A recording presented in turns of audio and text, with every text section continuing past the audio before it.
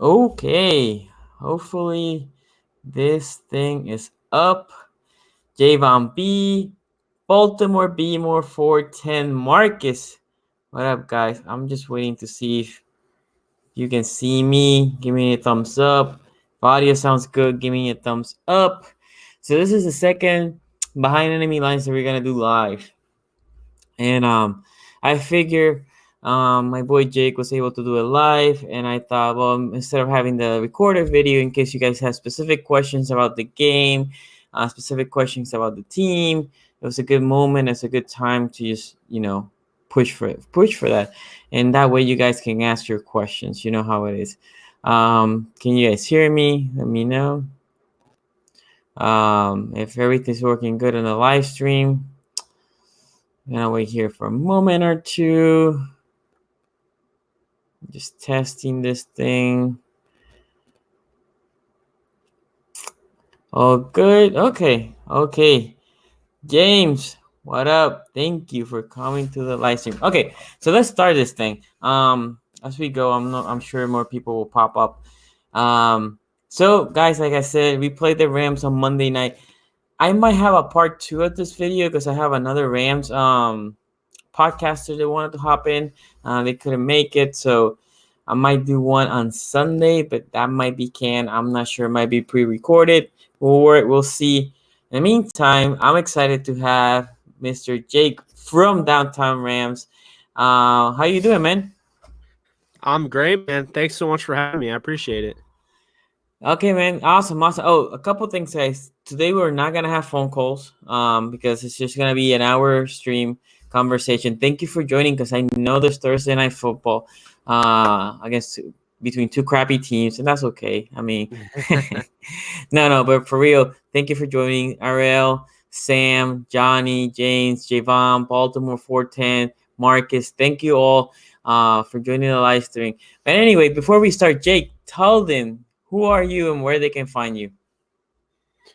Yeah, so I'm Jake Ellenbogen. As long as you can read, you would know that. I am from DTR. That is basically short for Downtown Rams. And over at Downtown Rams, we cover all things Rams, draft, and now we're doing fantasy football. So if you're interested in any of that, hop on over at Downtown Rams on Facebook, Twitter, and Instagram.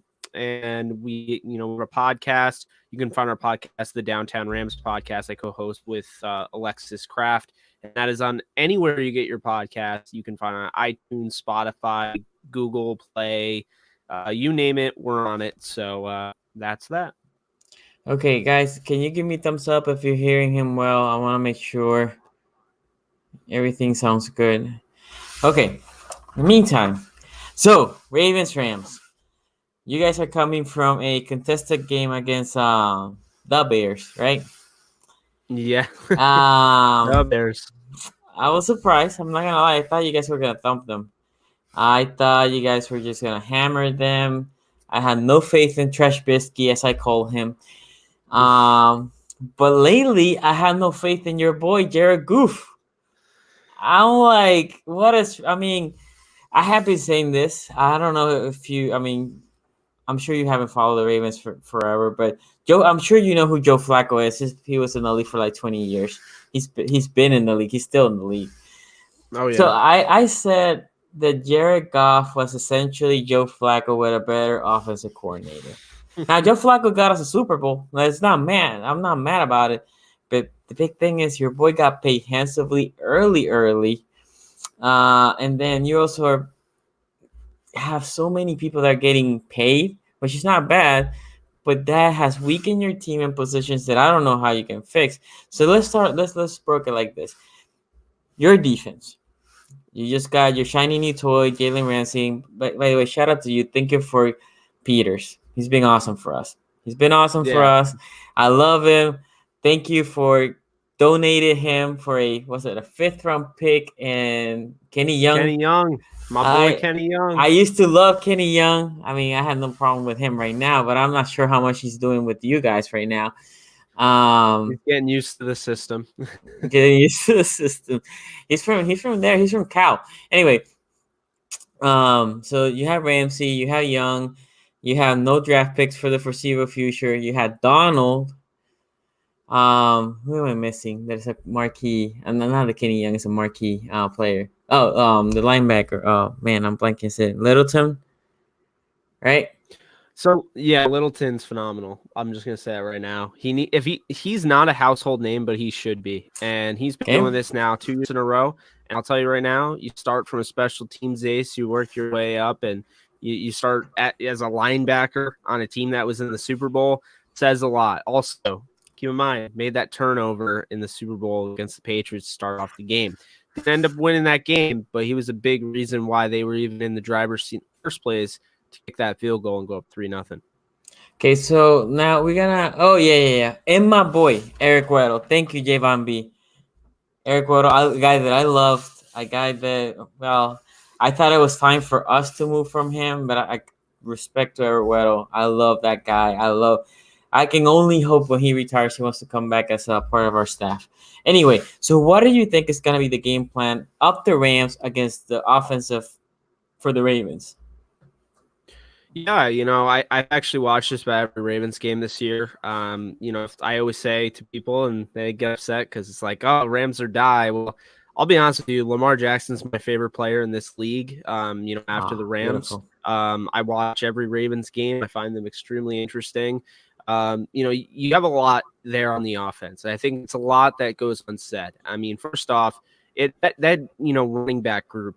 I know people are very high on Mark Ingram. I am actually not. And I feel like the Ravens are high on him, but not as high as maybe fantasy owners out there. So you bring in Mark Ingram in a talented backfield with Gus Edwards, who has actually been pretty underrated. No one gives him credit. He had a really good year last year, in my opinion. And then Justice Hill out of Oklahoma State, somebody that ran a 4.3 the combine, somebody that's definitely going to give you problems in the backfield as a receiver.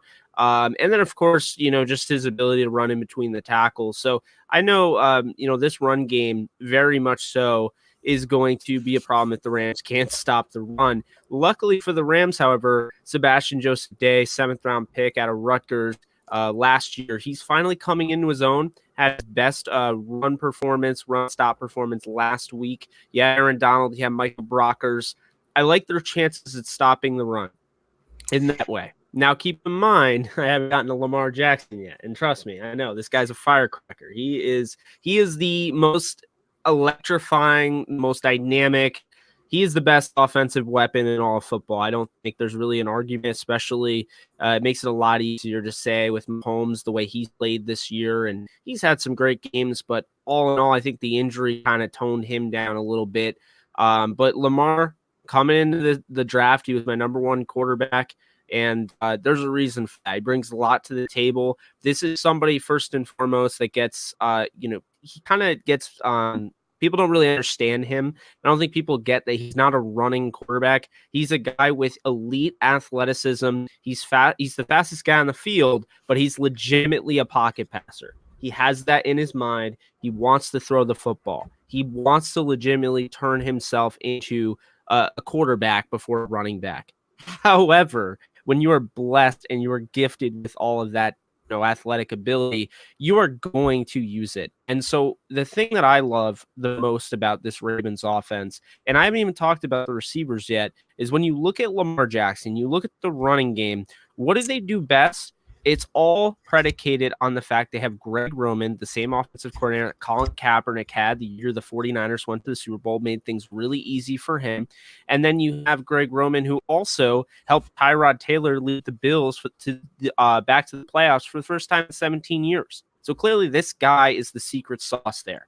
And what does he do? Well, he doesn't do a ton, but what he does for Lamar, he lets Lamar really control the offense. He gives him an opportunity to run speed options, run zone reads, RPOs, things like that to get him comfortable doing his thing. Lamar can work off schedule or he can work in a scripted. I mean, he really can work any way. He's a versatile player. But when you're able to plan like that, the possibilities are endless. And you've seen, Lamar might get snuffed out here, but he's about to flip it back to Justice Hill or whoever's in the backfield, and they're going to run for 20 yards. So what the Rams really have to do Mhm. And I don't think they'll do this. But what I would love to see them do is have Jalen Ramsey play inside as a linebacker and spy Lamar Jackson. You don't have the athleticism to combat Lamar Jackson, so you have to try something out of the box. I love the way Troy Hill defended last week. You all saw him on Sunday Night Football. He was fantastic.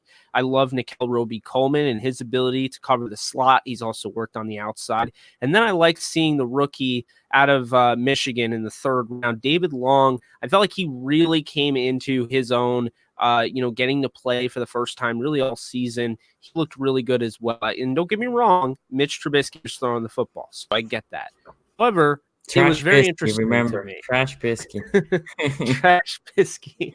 So yeah. So I mean, really, I don't know. To me, the way I see it is that you have those three, right? You have those three in the back end.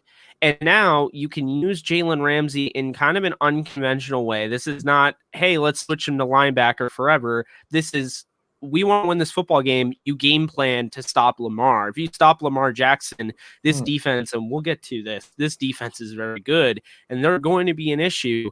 But I do think they can stop Lamar Jackson if they were to implement that. However, I do see So this you're game saying going. Jalen Ramsey in the box, not covering anybody? Yes, because That's here's the thing, and interesting.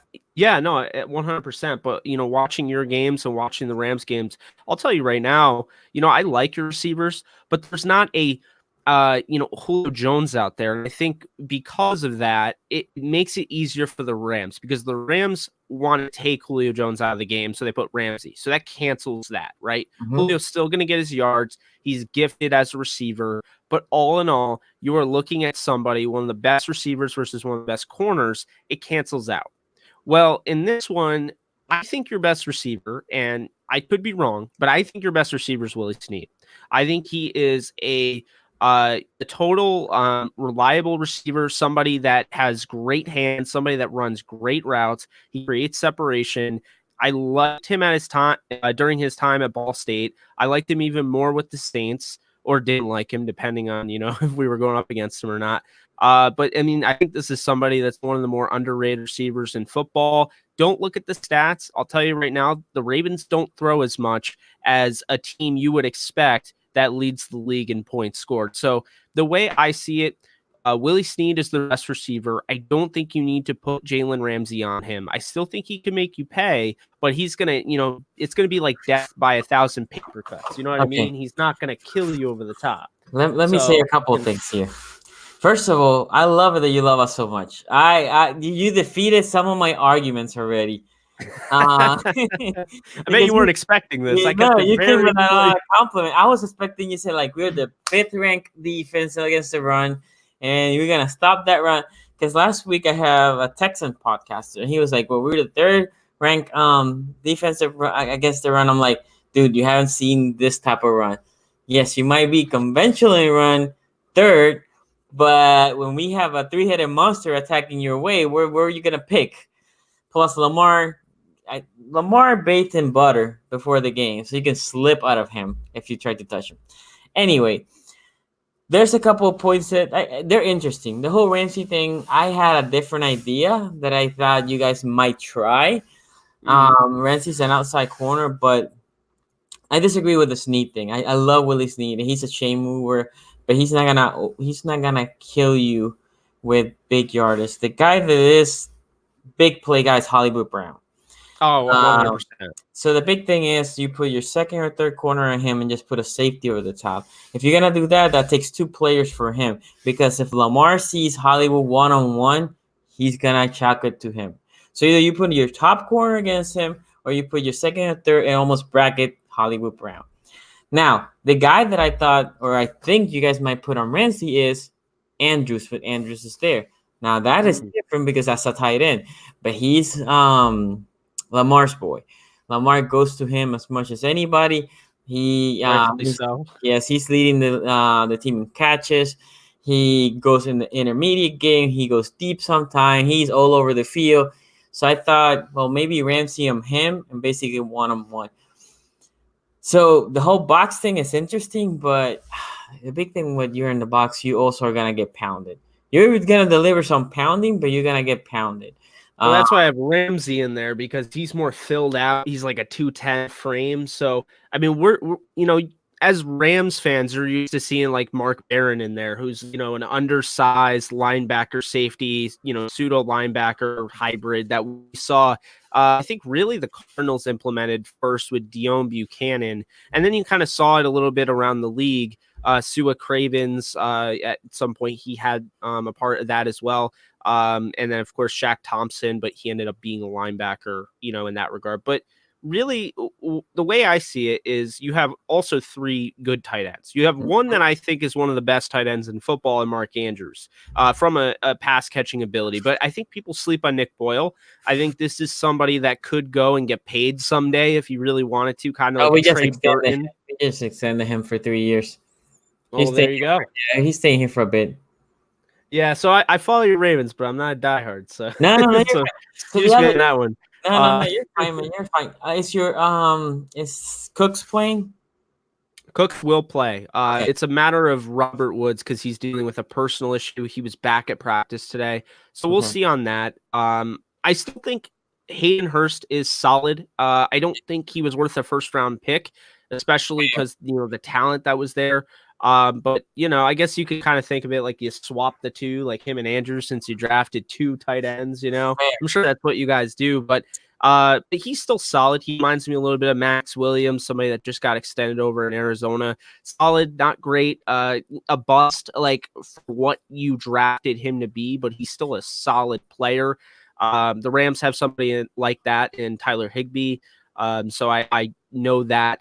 But I'm really interested, and we'll see over the course of the years, but really interested to see Miles Boykin because I know everyone, talks about Marquise Brown, but I think, Boykin is somebody, that's 6'4" frame, 4.4 speed. He was you took a flyer on him, but he also had production at Notre Dame. So I'm really interested to see him develop. He could be a really nice piece for Lamar Jackson in the future. But the Rams, I do think, can stop this offense.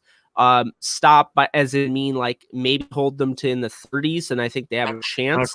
Okay. Yeah, If this ends up being like the Ravens are in the 40s here, I don't know if the Rams can keep up with that.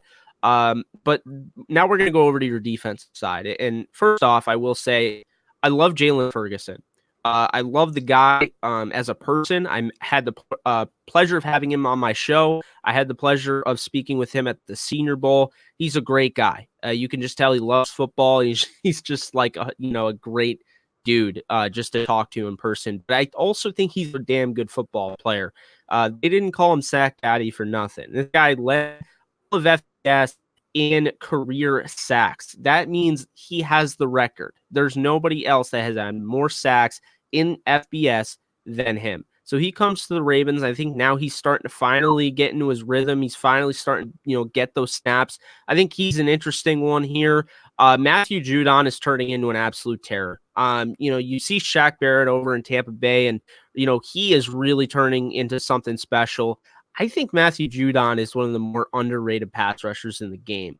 Judon is constantly putting pressure, and I think the problem is the casual fan will see sacks. Well, he's been putting those up this year. I believe he has 10 this year. He is really having a great season. I like guys on your roster. I mean, I like Brandon Williams. I like Pierce. I think Pierce is one of the best nose tackles in all of football. I think he's phenomenal. But I will say this. It gets better. I think people were really like Rams fans were trying to ask me why I believe Kenny Young was a good pickup, and I think when you pay Jared Goff a lot of money, you're going to have to find your cheap options when you have like control of them. Kenny Young has about 2 to 3 more years with the Rams. He's cheap. I liked the move. If you were going to get rid of Peters, I think Kenny Young. People were saying he's not that great, but I think what ended up happening is that LJ Fort came available, somebody I like a lot, played great for the Steelers. They let him go to Philly. Philly didn't want him anymore because they got I believe it was Brown, and then when they got Brown, they let him go, and you guys picked him up and you put him with Josh Bynes, who I also think doesn't get enough love. So, I like your defense, but we haven't even gotten the secondary yet. And your secondary, I'm you loving have this. Earl Thomas over there. You have Humphrey, who, I mean, come on, Humphrey is a stud. Humphrey is going to be one of the best corners for years to come. So you have that. But Marcus Peters, and I want to talk about this because this is very interesting. That was This your could boy. work. That was your boy. I love Marcus Peters. I like, honestly, when he gets pick sixes, I think like Rams fans just erupt on Twitter in like happiness because everybody, you wanted Ramsey because he was the better player and he was the better fit. But with Peters, he just was such a pro. And you had all of that, all those things that were said about him, when he left Kansas City. And it honestly rubbed me the wrong way even before he, suited up for the Rams. I felt like nobody understood this guy. He was doing coat drives every offseason. And I'm glad that Eric Berry went on NFL Network and basically spread the word about that because it was unfair the way he was treated. And, the whole national anthem thing, I think, is also what kind of got him thrown out. So the Rams grab him. And I thought he was still, he struggled last year, but I thought he was solid. The thing is, he was asked to, fit into a square peg, and he was pretty much he was the round hole, right? The square peg in the round hole. And it didn't really make sense to him. Okay. And I would make the argument that the Rams noticed this on film. They loved him. They wanted him to stay in the building. They loved Peters. This was nothing about the off-field issues at all. They loved him. But I'll say this right now. I think they also recognize, look, after the Tampa Bay Buccaneers game, we're not helping Wade. We don't have the right personnel. Peters is more of a zone-based corner. He does not want to play bump and run like Ramsey can. Ramsey can do it all. So Ramsey, if you're getting a Ramsey, you're good. He's scheme versatile, can play any fit. But with Marcus Peters, he wants to gamble. He wants to take those calculated risks, kind of like the Rams had when Janoris Jenkins was in St. Louis. Mm-hmm. The thing is, though, Wade tried to accommodate him so much that I think it held back the defense. And it held back Marcus Peters. So as soon as he goes to the Ravens, it's like, oh my God, where was this Peters? I'll tell you where. He was always there. He just wasn't playing in his scheme. So now we know Marcus Peters is a great cornerback, but he's not like transcendent in the way Jalen Ramsey is. Because what's the big part about being transcendent? You work anywhere. You make the system. You don't have to fit into it. And that's fine. Guys are like that, and I think that's the thing that needs to be said here is I wish Marcus Peters nothing but the best. I can't wait, when I'm watching on Sundays and Marcus Peters takes a Russell Wilson pick back to the house. I was like jumping up and down, excited. You got to be happy for the guy because he only carried himself the right way. And he was a funny interview. Let me tell you, just seeing like the press conferences and stuff. Oh my God. But that's not the point. The point is carried himself very well. No Rams fan should dislike him at all. Same thing with Aqib Talib for that matter. But the most important thing that I don't think anybody said is that he actually had to drive out of his way to come back to the facility and say goodbye to everybody. The Rams were willing to pack it up for him, send all his stuff to him. He wanted to say goodbye, drove out of his way, say goodbye to his teammates, no ill will, and he left. And to me, that's a guy, that's a team player, that is somebody that I want in my locker room. And I think the Ravens were a perfect fit because I think they were missing that guy, that gambler. I think you get the lockdown type of corner with Humphrey. And then obviously you have Thomas. You lost Jefferson for the year, which is a real bummer. And of course you lost, you let go of Eric Weddle. So, that's a shame. But I did see, and correct me if I'm wrong, I did see you guys turn Brandon Carr into a safety, which I do like that. Kind of. We have B Car playing all over the place because we also had Jimmy Smith. So let me say a couple things. So before I answer these questions that we have in the screen, there was another question, and it was meant for our offense here.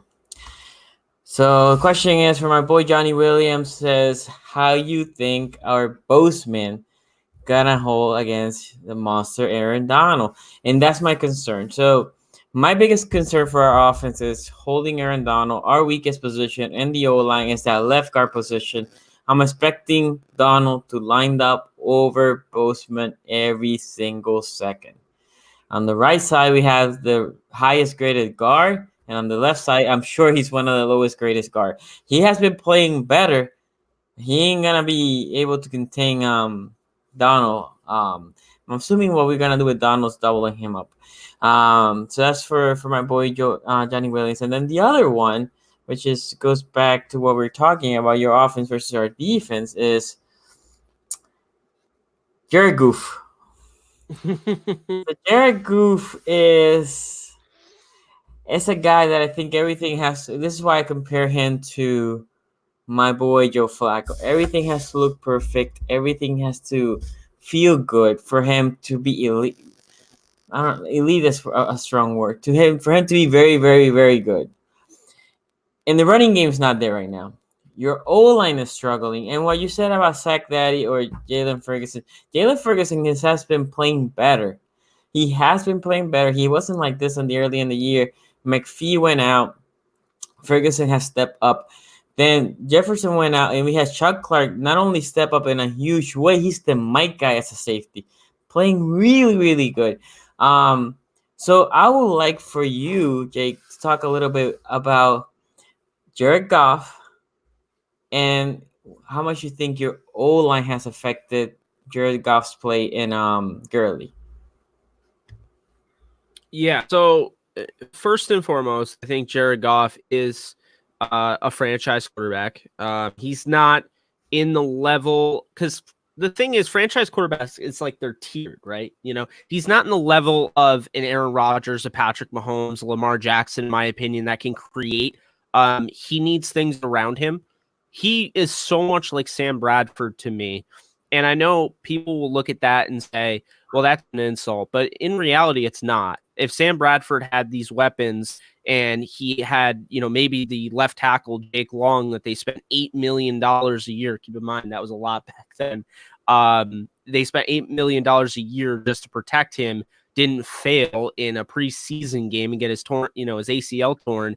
He might still be with the Rams. Who knows? Probably not. But my point is that Jared Goff just needs help, right? And he's got it. But I also am a little worried about him right now because I feel like he's rattled. And I actually posted this on Twitter. I know it's a little controversial to even bring it up, but I'm going to do it anyway. The Kansas City Chiefs game, he suffered a hit. I can show you if you'd like. It's on my my Twitter. I kind of posted it everywhere. I broke down the stats, and Jared Goff's stats after that hit have been just not anywhere near the level of play they were before. So you think he's playing scare, or you think he's hurt? I don't think. Well, he might have had a concussion that went undiagnosed, but I'm not. I'm not going to get the Rams in trouble for something that may never have happened. But my biggest issue is no one talks about that, and I do feel like that might have rattled him a little bit. And you saw what happened when Sam Darnold played the Patriots. I believe it was on Monday night, and they had the he's seeing ghosts thing. I feel like that's kind of what Goff is going through, because I'll make the argument for the offensive line right now. The offensive line was really good last year, really good. Like they won the Bill Ford Tough Offensive Line of the Year award. So I mean, they were obviously the best offensive line for that, But this year, they obviously some turnover. They lose Roger Saffold to the Titans. Joe Noteboom goes down early in the year with an injury. Rob Havenstein is reportedly playing with an injury, and now he's out. So it kind of goes to show he was playing with an injury. Austin Blythe may have been playing with an injury. So there's some interesting things that go on here. Mainly the key here is that Joseph Noteboom, the third-round pick out of TCU last season, who only played 60 snaps in the regular season, he was starting at left guard to start the year. And Brian Allen, the rookie, or the first-year starter, second-year player, out of Michigan State in the 4th round was starting. So they went from John Sullivan and Roger Saffold. And let's be real, John Sullivan wasn't great, but what he was a veteran. So you had the veteran presence that helped Goff out, where you go from that to starting the season with interior linemen that they're both very young and they're both getting their first, years as starters. So I think that definitely had something to do with it. But my biggest issue is that, look, don't get me wrong. When he's under pressure, he does not handle it well. But my biggest issue is when he's not under pressure, I don't feel like he handles it well, because I think he's got time. And you saw against the Bears, I thought he had a solid game, but I'll make the argument again for the offensive line.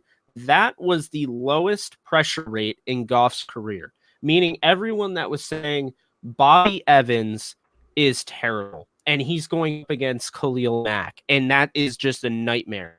The Rams, we won't talk about how perfect they drew that up, because they basically had a tight end chip, Khalil Mack, where he had to run all the way around to get past the tight end and get through Bobby Evans, so it made his life easier. But regardless of that, Bobby Evans, the rookie out of Oklahoma in the 3rd round, and then David Edwards, rookie out of Wisconsin in the 5th round, those guys stepped up.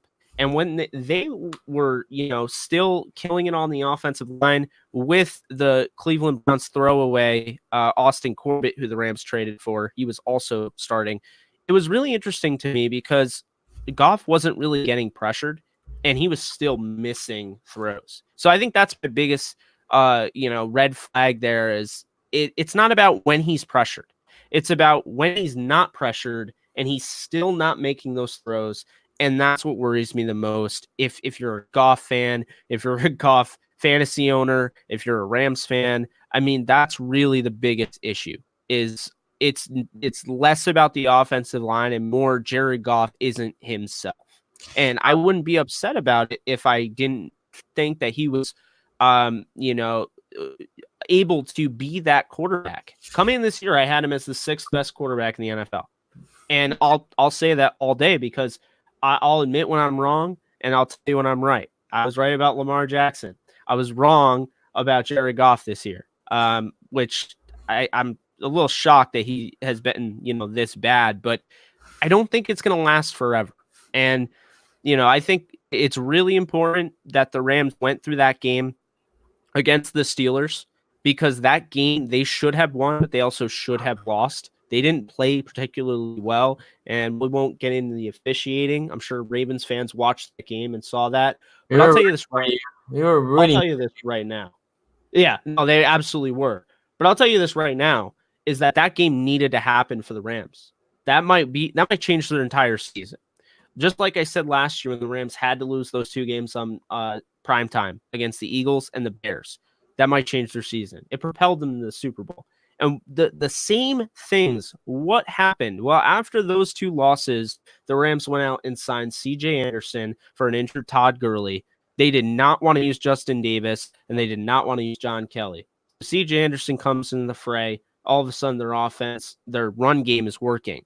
Well, Todd Gurley, the Steelers game needed to happen because Todd Gurley, 12 carries, 73 yards, and then they go away from running the football. And when they go away from running the football, they make Goff throw 41 times in a 1-possession game. That's not winning football, especially with what he's playing. Last year's Goff, yes. This year's Goff, no. So this Bears game, Sean McVay took away from that, all right? And he was like, you know what? Todd, pound the rock. 25 carries, 97 yards, and the Rams control the football game because they only had Goff throw a career low 18 times. So I think that is the key against the Ravens defense. I think that they're going to have to run the football. And if they can't run the football, it doesn't matter. You're going to have to keep running until one breaks free because Jared Goff is going to be under pressure if you have him thrown 41 times in this game. He's going to. So this is what I think. Our defense, how I see this game happening is Pierce started to practice. Pierce started to practice. We need to stop the run. That's our main thing, is stopping the run, making you guys one-dimensional. Not only that, hitting Goff. Hitting him, because at that point, that internal clock is going to start spinning quicker. If we don't do those things, we're going to be successful. This is a game that I will say at the beginning of the game, I will play at the beginning of the game almost as if Goff was a running quarterback. Mhm. A lot of people in the line and watching the Gurley and attacking Gurley and Goff at the same time, blitzing, pressure, and then start doing the same thing but bailing a couple people out. And you know what? I'm predicting our boy, which is used to be your boy, Peters, will have a pick six in that game. I think he will bait Goff to throw one pick six.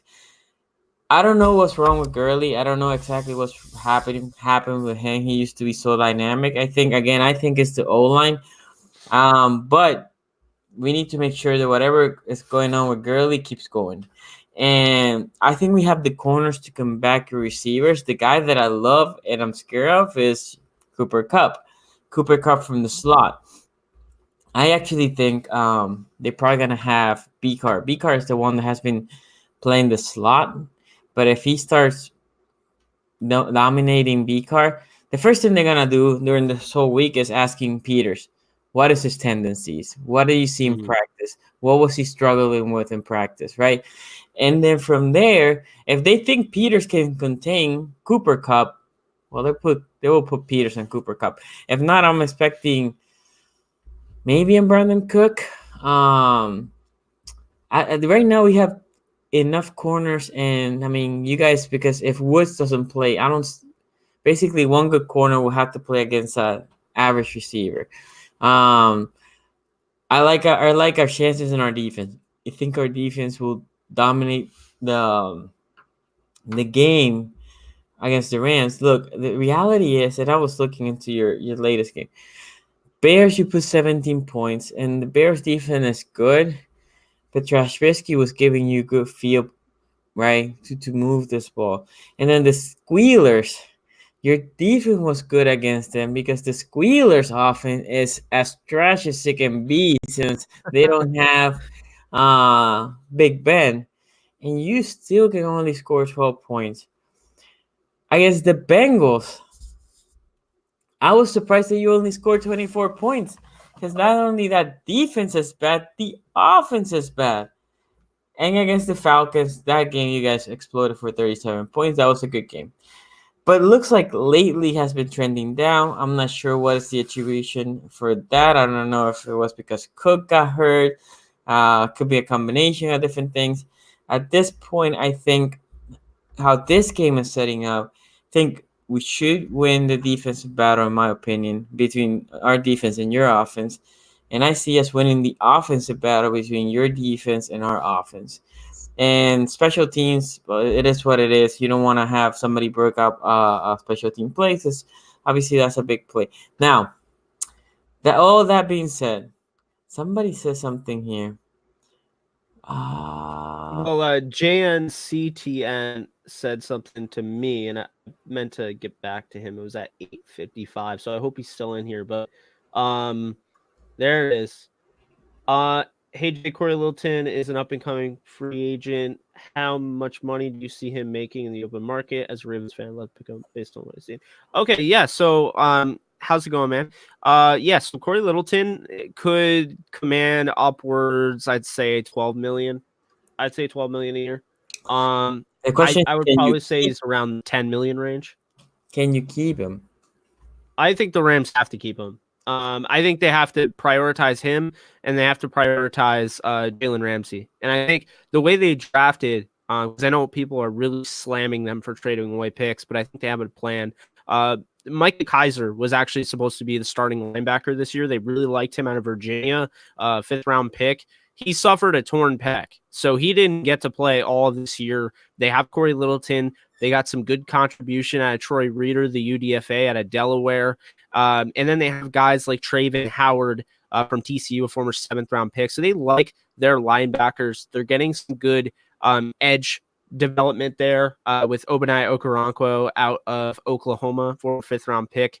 And Dante Fowler, of course, is a free agent. I would actually expect them to let Fowler go, sign Corey Littleton, somebody that has worked his way up and, getting his way, familiarity with the coaching staff, working his way up and really going from a UDFA out of Washington that was really positionless. They used him as an edge rusher. They used him as a linebacker, to a special teams ace under Coach Bones Fossil, to becoming, one of the best linebackers in football, in my opinion. So I 100% think Littleton's a priority. I don't think he sees free agency. The Rams might even tag him if they have to.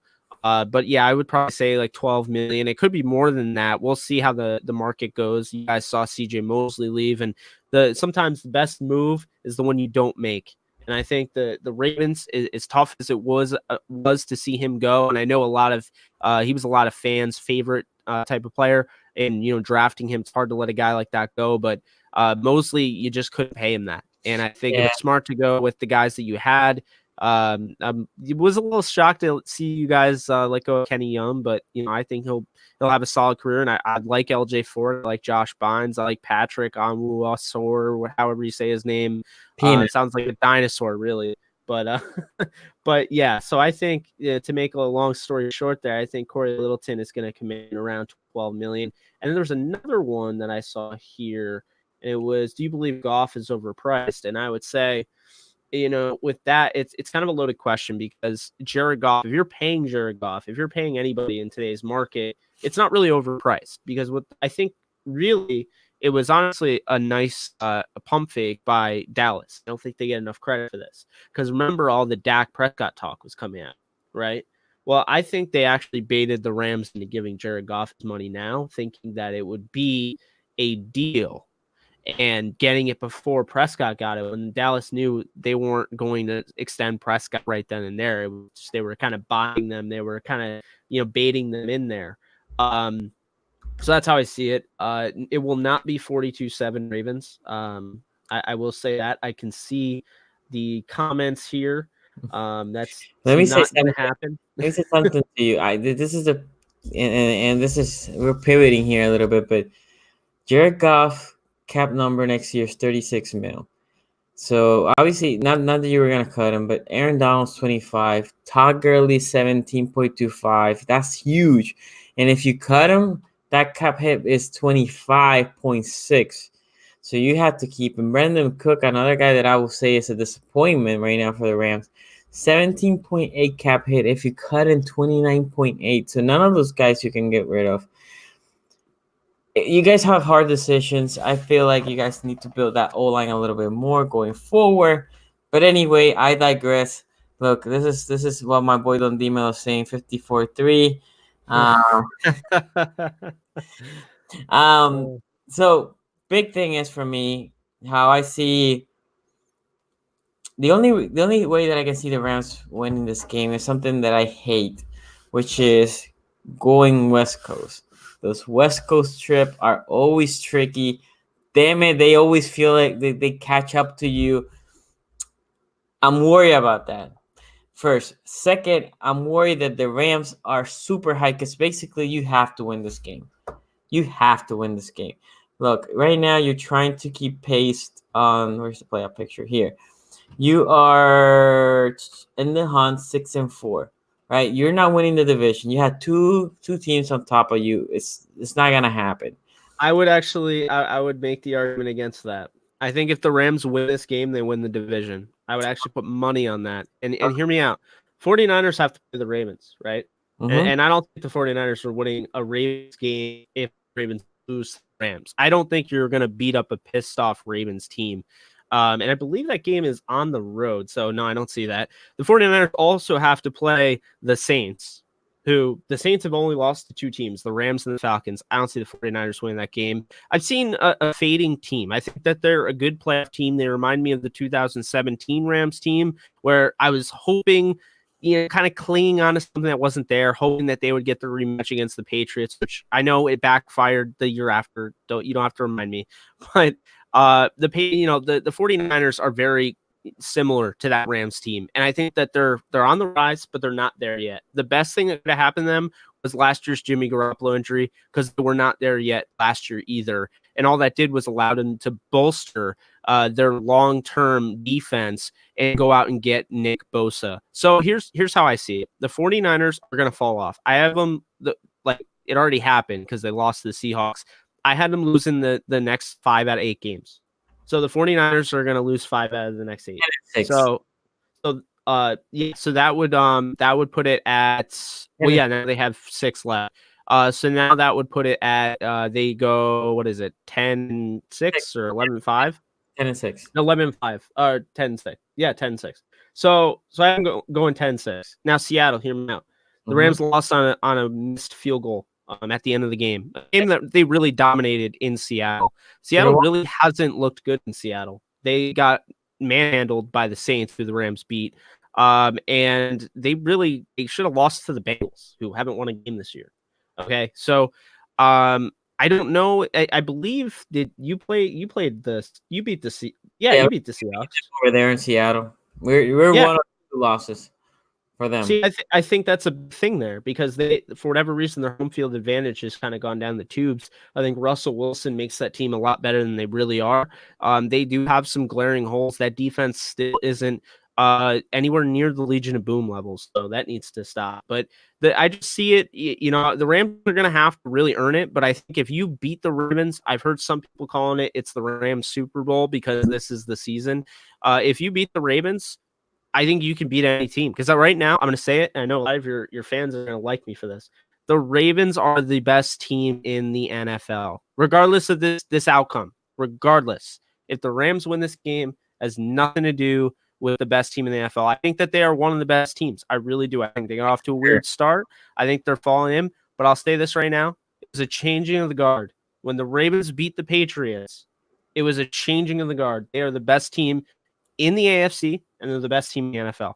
So regardless of the outcome, you have that going for you. And I have you guys, you might not even get the number 1 seed if you lose this, but it doesn't even matter because, let's be real here. You've already proven you can win on the road. You've proven you can win at home. You've proven you can beat Tom Brady. You've proven, that's the thing. You've proven everything this year, except, in the playoffs, of course. And just what Lamar has done at such a young age, and the fact that you have a coach in John Harbaugh that just gets it, and you have an offensive coordinator, you're good. You guys will be fine. So a couple of things. So guys, I'm watching here the playoff picture, and it's funny for my Ravens fan. There's one team that's eliminated already, the Bagels. They're eliminated. Literally eliminated. The Redskins are not eliminated. The Dolphins are not eliminated. The Bagels are the only one that says eliminated. But I digress. Big thing. Lamar's MVP right now, Javon. Okay, there you go, Javon B. So he answered that question. Big thing. If you guys lose, which is what I think is gonna happen, I think you guys can still make it because the Vikings have a tough stretch. In theory, you can take care of Seattle, and the Niners also have a tough stretch. I don't think if you lose, you catch the Niners, but you can potentially catch the Seahawks. So what is your expectations of this Rams team? I mean, I think they have to win. They have to win out. This is not a game that I initially expected them to win, but I think I'm really trending in the direction. I do think they'll win this game. If this was in Baltimore, forget it. I don't think Goff plays particularly well in the cold at all. And I'm on the East Coast, as you know. It is cold over on the East Coast. So I would not put my money on Jared Goff in a cold weather game. However, and this is another thing that goes unsaid, the Rams went from getting manhandled by the 49ers defense, and it was only a 20-7 ball game, but the 49ers dominated that game. Yes, they did. They go from that to they then go to the Atlanta. They beat Atlanta. Okay. They beat Atlanta, and then they stay in Atlanta. They practice, and then they head to London, and they beat the Bengals, and then they go on a bye.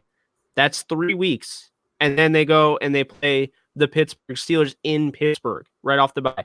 So that's 4 weeks since the last time they played in the Coliseum, because keep in mind they relinquished a home game to play in London as part of an agreement. So they go to the Coliseum and they get revenge on the Bears after their Sunday Night Football loss last year.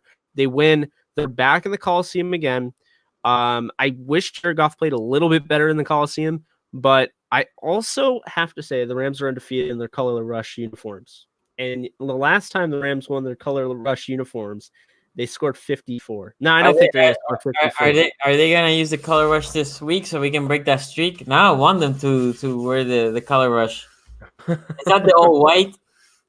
No, ew, hell no. Is the No, all yellow? it's all yellow. Team Banana. Team Banana. There we go. Okay, guys. We have time to maybe a couple more questions as we're gonna wrap up this live stream. And by the way, shout out to all you guys. Thank you for coming because I know there's a game going on the same time. I'll say also shout out to Jake because Jake took time for coming here. As I'm gonna wait here for a couple more questions. Something I want to tell you guys if you remember against so couple of things. Next Tuesday I'm gonna be at Bluegrass streaming live from there from 8:30 to 9:30.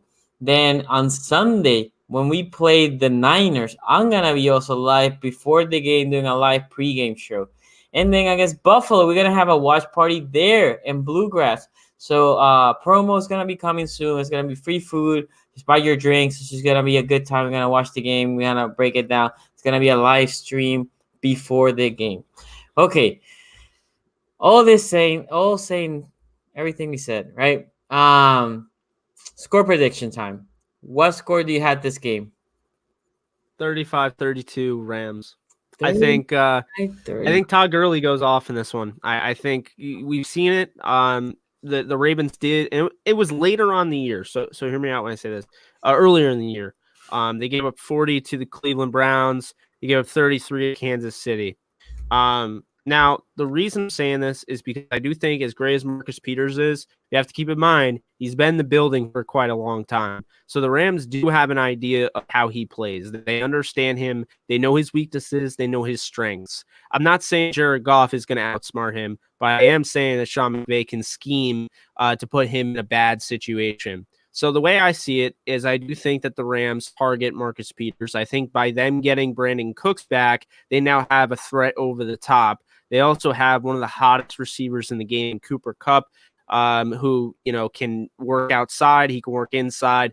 The key here is running the football, establishing play action, and testing Marcus Peters. This is somebody that will gamble. You saw it against the Saints last year. I believe it was week 9. He gave up 223 yards to Michael Thomas. Not all of those were his fault. My point is that this is somebody that you can throw over the top on.